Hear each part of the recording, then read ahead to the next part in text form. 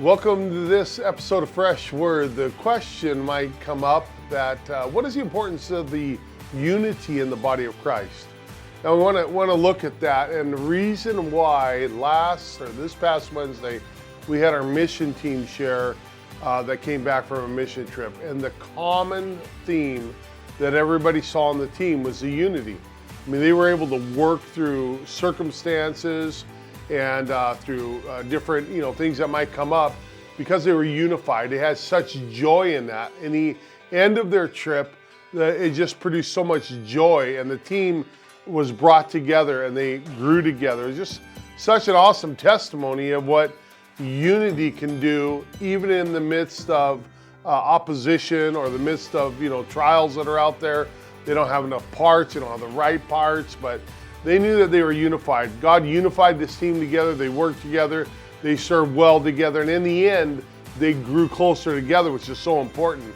Now, let me remind you what the psalmist says in Psalm 133. He says, "Behold how good and how pleasant it is when the brethren dwell together in unity." That's important. Dwelling together in unity and being unified with one another as we're not just worshiping, not just coming to church, but in life.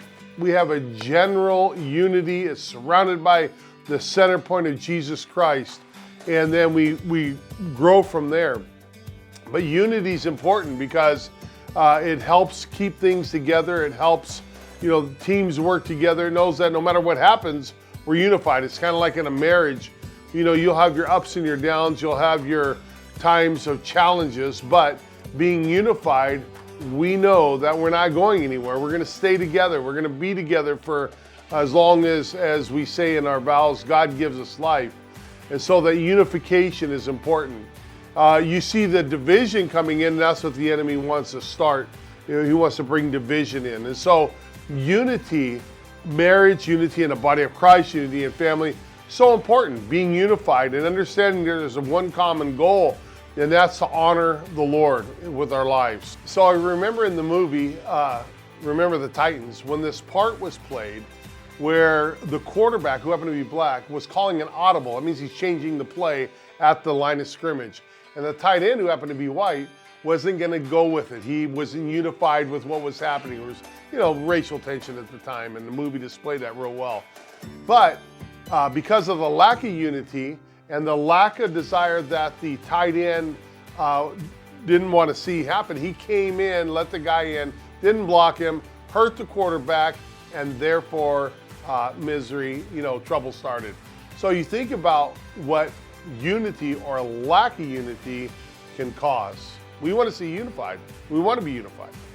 And I just always reminded of that, because when God makes changes, we have to be unified to be flexible in those changes. If he might, like he did with Paul, send him up north, and then all of a sudden he couldn't get any further north, but had to go west to Macedonia. I mean, I imagine everybody on the team, but you said we were going to Bithynia. You said, and we often get that kind of thing, if we're not careful. But we want to be flexible, not so, set in our ways to where we can't be unified if God moves us, in a certain direction or doing a certain thing. And I'm reminded about Ephesians chapter 4.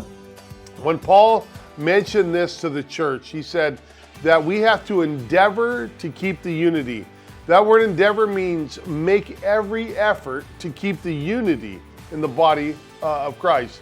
And so, you think about that because the last 2 years we went through this pandemic, and we're looking into the future, but we have to work together to keep that unity. The enemy always wants to come in. I think of just today, the news came out about the Second Amendment. So we're doing well there as far as we can carry weapons to protect ourselves. The Second Amendment was upheld. Well, just think of when Roe versus Wade, depending on how that comes out, there's going to be this opposition against the church.